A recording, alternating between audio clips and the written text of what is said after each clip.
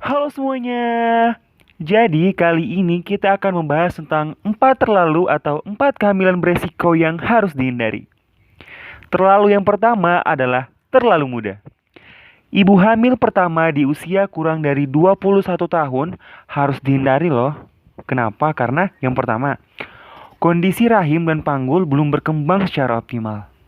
Yang kedua, mental belum siap menghadapi kehamilan dan menjalankan peran seorang ibu.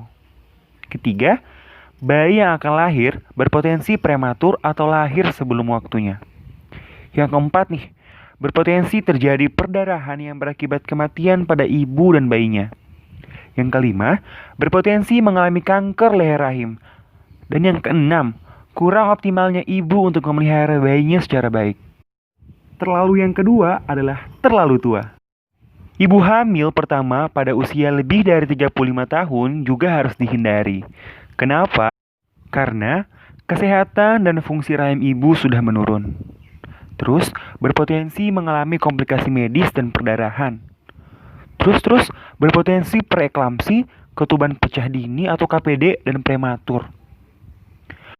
Dapat menyebabkan kematian pada ibu dan bayinya. Terus berpotensi mengalami kanker leher rahim. Nah, bahaya juga kan kalau ibu hamil terlalu tua?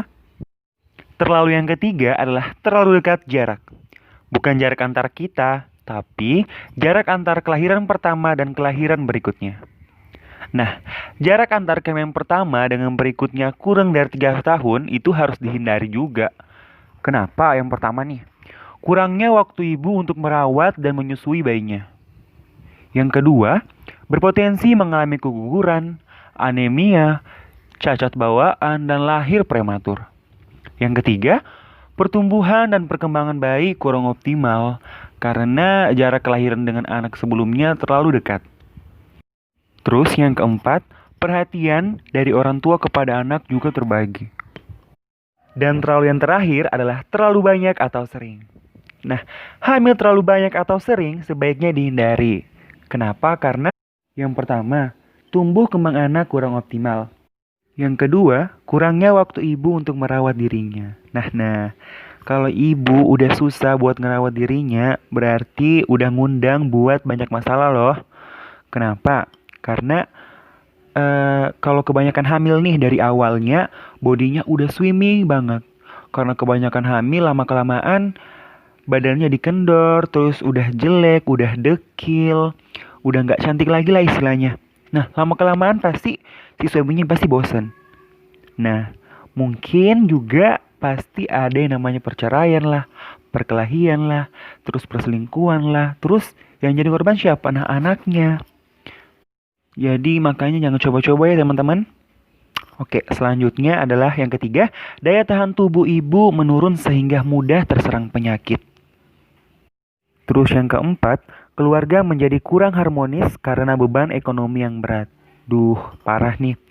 Kenapa hal ini menjadi salah satu faktor? Karena contoh nih, kalau udah banyak anak, terus si bapaknya kerjanya itu doang, terus gajinya juga nggak seberapa, anaknya banyak, kebutuhannya banyak yang harus dipenuhi.